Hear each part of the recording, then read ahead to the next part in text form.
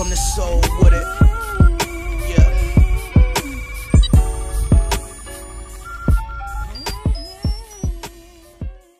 What's going on, everybody? The Island Race coming to you live with yet another video. I just wanted to give my review from tonight's game, the Lakers season opener versus the Portland Trail Blazers. The game is over and it's now final.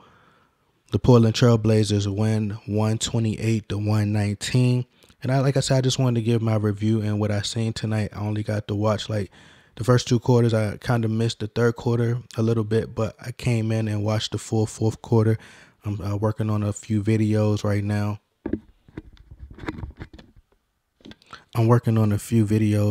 So I'll be releasing those tomorrow. And like I said, tonight was a great game, a learning experience. It's going to be a huge learning curve. Like I told you guys, it's going to be a struggle in the beginning, but it's a lot that you can learn from this game. And the Lakers going to watch a lot of film, ton of film, and just, you know, learn from their mistakes. I don't like that LeBron James played 37 minutes tonight. But this was a welcome to the West party, you know, for LeBron James. I think that they wanted to send a message. You know, the league is going to be gunning for our heads because they already had the Lakers winning like 50-plus games. And people saying the Lakers are going to go to the NBA Finals, Western Conference. And people don't understand how they add fuel to the fire and just pour gasoline on the fire. And when they go out on TV, when you have Stephen A. Smith and Max Kellerman, they have a lot of these teams gunning for their heads. And these players, they watch ESPN First Take, they watch these shows, and they watch the internet, believe it or not, and they listen to what people say, and they take it to heart. So they want to come out and try to have, you know, something to prove and try to destroy you and snatch your heart out your chest. But tonight, overall, it was a good game. If I had to rate it tonight, from what I've seen, I will give it like a C+ or B-, you know, probably anywhere between a C- or probably anywhere between a C to or to a B-, you know. But the Lakers did well tonight. They have a lot to learn from. As I stated, that they should add Kyle Kuzma into the starting lineup. And you even heard Shaq say that they should insert Kyle Kuzma to the starting lineup. What I don't like about Kyle Kuzma is he is very thin. You know, he looks frail. Kyle Kuzma looked very drained. And I believe that the thinking, I'm just trying to tap into Luke Walton's mind. I believe the thinking behind him losing all that weight, because LeBron James lost a lot of weight as well. They're trying to replicate Showtime era.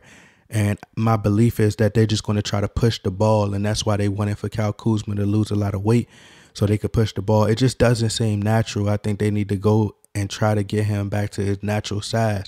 He's just a big body type of person. He's like probably 6'7", 6'8", 6'9", one of those. But he's a naturally big guy, and I think that you have to allow him to be big. And if you're going to have him playing the 5, I don't think he should be playing the 5. He should be playing the 4. I seen someone say he should play shooting guard. I disagree with that. I think he's playing power forward is the right position, but I think he should be starting at that position. And they need three-point scoring. I've been telling you guys this even before the season started, that they need three-point shooting because you have to be able to balance it out. I understand the theory of you want to be able to be physical with these teams, have playmakers and people who could, you know, do isolation every now and then. But you have to have a balance. The NBA has totally evolved and it's changed. It's heading in a new direction. It's a shoot-first mentality. So I understand that you can't beat teams like the Golden State Warriors playing their style of basketball and just shooting threes. But like I stated, the Warriors don't win games by just shooting threes all day. They're very versatile on both ends of the floor. And with the Lakers, they did a great job in the first quarter at playing defense. But like I said, the nerves and the fan excitement, everybody was excited. LeBron James scored 26 points like I said he would. Brandon Ingram scored 16 points like I said he would. And as I stated to you guys, that Brandon Ingram is going to be trouble because a lot of these teams are going to pressure him They're going to pressure him into taking those shots because they understand that he's not a threat. So they're going to try to get him. They're going to be like, all right, we're going to give you shots and we're going to let you take them and we're going to live with that. But if you can't get to the basket, then what are you going to do? You're either going to pass it or we're just going to live with you taking those shots. He missed some threes, some open threes tonight. And Brandon Ingram's a great player, but he's going to have to step it up. You know, his moment is going to come. But LeBron James, like I said, I don't like the fact that he played 37 minutes tonight, but I believe that moving forward that LeBron James is going to want to continue to play heavy minutes because, one, he's trying to surpass Kareem Abdul-Jabbar's record. I believe he needs average 25 points a game in order to try to get to, to surpass him on the all-time scoring list. And it's really going to be hard to achieve that because he's going to be trying to play 37, 38 minutes, but they're going to be constantly running every single night. And as I stated before, that this lineup doesn't fit LeBron James. I've studied LeBron James so much, like I don't understand how much basketball film I watch. But LeBron James likes to drive to the basket. He likes to drive the lane. And if he doesn't have an opening towards the lane, if you're not a smaller guy, and when he has smaller guys on him, he's either going to be physical and go right at them, or if he feels like that you're a bigger guy, he's going to try to size you up and he's going to step back and shoot the three. So that's his style. But when he drives to the basket, his pivot isn't that great and his footwork isn't that great either. So when he's either trapped at the, in the paint, or he can't, pivot towards the basket or fade away, he's going to try to pass it out, dish it out to his shooters. But unfortunately, he doesn't have any shooters. Rajon Rondo, as I stated, isn't a great three-point shooter. And then also Brandon Ingram isn't a great three-point shooter, or as you can see, isn't a consistent mid-range shooter. And then JaVale McGee can't shoot threes. He did a great job tonight, JaVale McGee, at protecting the paint. Josh Hart did a really great job. People were talking about his shot release. I'm not worried about the shot release as long as it go in. But, Josh Hart is going to, what you're going to get from Josh Hart every night.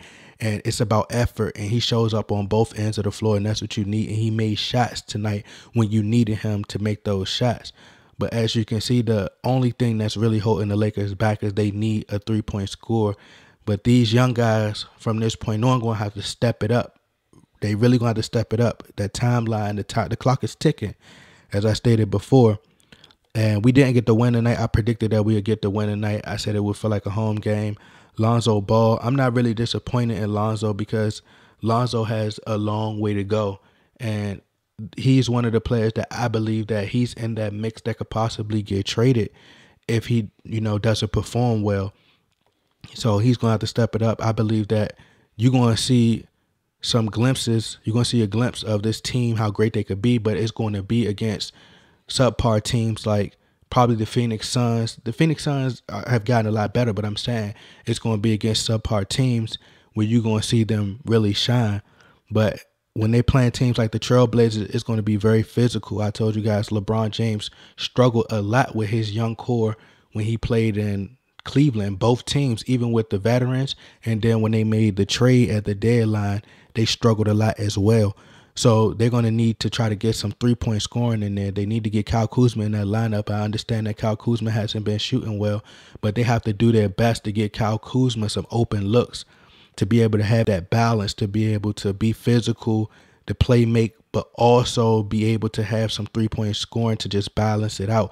And maybe if you want to add Josh Hart into the starting lineup, I don't have a problem with Rajon Rondo standing in the starting lineup, but you need a balance of three-point scoring, being physical on defense, and being able to shoot from the mid-range. So I think that's really going to help them.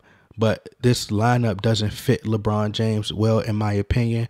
I think the Lakers play good tonight. It's a lot that they can learn from, watch a lot of film. I think that they should have, towards the end where the Lakers were down, if I'm not mistaken, I can't remember exactly where it was, but it was like heading towards the end. Luke Walton should have did more, should have been doing a lot of trapping and a lot of half-court press. He should have been calling press at the end of the game and trapping a lot of these players, because a lot earlier than he was, he waited till the end, and then he put some more 3-point scoring. They started to focus on 3-pointers towards the end. And you got to be able to balance it out. They got a lot of points in the paint tonight, but you got to have 3-point scoring. If you can balance both, get working it on the inside and then bring it out to the 3-pointer, you'll have a lot more opportunities, give yourself the chance to win. But you have to realize this Portland team has been together for almost 2 years, and that 2 years now they added a few pieces, but I still have them winning 50 games. They won 49 last year, but they won 50. They did a great job. The Portland fan base did a really good job at making Damian Lillard feel welcome. So as far as like the rumors, that's going to dead that for just a little bit, because he's probably going to feel at home. He got the MVP chance, and it's just a organization that's going to make him feel like he's family and make him feel wanted, and that's going to make him not want to join the Lakers. So LeBron James, like it's a lot more physical out west. So they're going to have to watch his minutes. Him playing close to 40 minutes a night, he's going to put himself in jeopardy of getting injured. So they need to watch those minutes. I'm going to try to make this video 12 minutes. I don't want to go too long, but I'm looking at the stat sheet. JaVale McGee with 13 points, 3 blocks. JaVale McGee is doing extremely well on the defensive end. And like I said, LeBron James shot 88% from the free throw line. That's great. He had 12 rebounds, 6 assists. And he had 6 turnovers, though. He's going to have to cut down on those turnovers. But like I said, I predicted those numbers for LeBron and Ingram, but I predicted that they'll get the win. But they play Houston this Saturday coming up. We have Houston, and the goal versus Houston, we're not going to be able to defeat Houston. You know, you're not going to be able to out D'Antoni, Mike D'Antoni, where they play that fast, up-tempo, high-pace, high-speed, fast-paced style of offense. And you have James Harden who could shoot the 3. You have Carmelo Anthony who could shoot the 3. Chris Paul who could shoot. And they have so many deadly shooters, and they're going to be pushing the ball as well. So it's going to be very interesting. It's going to be very entertaining because both teams can push the ball. But the difference is with the Houston Rockets is they can really make the 3-point shots. So when they get the ball off the glass and they push the ball, a lot of them are going to get shots in transition. James Harden is a great 3-point shooter. So you're not going to be able to, you're going to have to be very physical as possible with the Houston Rockets and try to be very physical with James Harden. I would like to see LeBron James take pride in guarding James Harden and make it a personal battle or a personal matchup, and to prove why he should be the MVP this year. I think they led the league in pace last season, but I have to fact check. I don't be fact checking. Like, my brain ain't, I'm not to the point where I got everything memorized in my head. I'm not a computer, but, you know, Mike D'Antoni has been known for his offense, and he loves to push the ball.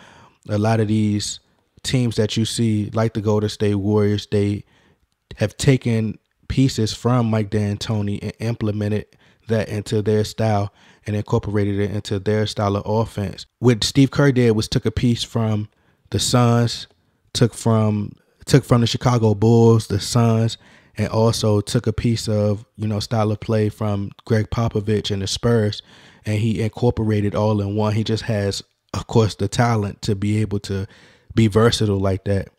But I studied the Golden State Warriors as well, and I'm gonna break them down as well. But like I said, it was a good game tonight. I give it a B- or a C. We have a lot to learn, a lot of film, but it's going to be a process, and it's going to be a struggle. I told you guys, it's the West. It's a totally different type of ball game out in the West, man.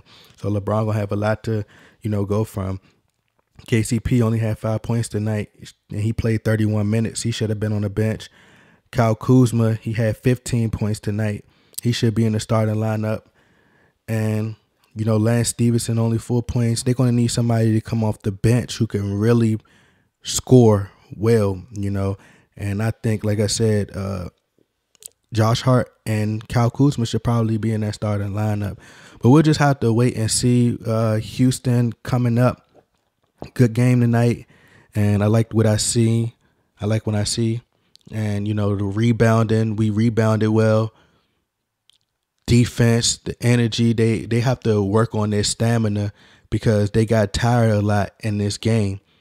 And that's going to be a no-no, especially playing out west, and these teams going to be physical. They have to take practice very seriously, extremely seriously, and they have to work on their stamina because they're going to have to be able to not get tired, you know, in the late first quarter. Even in the first quarter, you heard Luke Walton mention that they were kind of tired. They looked tired in the first half because they're just trying to push the ball. They're trying to push it and push it and push it.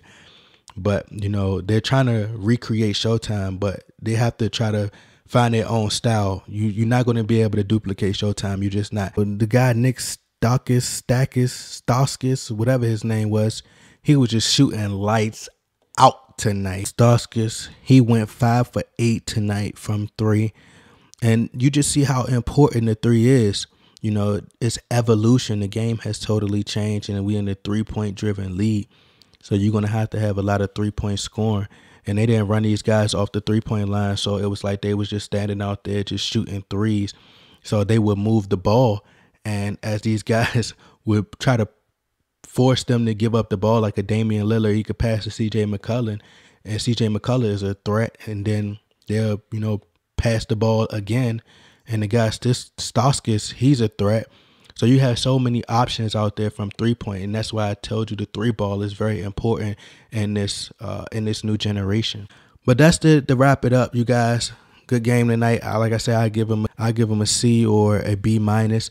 I think it was a good game, a lot to learn from. I don't think Luke Walton did that great of a job with rotations tonight, but he did a okay job. You know, it was okay enough. And, you know, we were close to closing the score. And all you can ask is for your guys to compete every night. Just compete on both ends of the floor. But I can envision, I already see it, that LeBron James is going to be extremely frustrated. It's just like in Cleveland. If you guys may not have watched all the games in Cleveland last year, but LeBron James was very upset by the time he got to the deadline. And I believe that it's going to be just another repeat. And he's going to start to get frustrated. And he's going to want those young guys traded. That's what I believe is going to happen.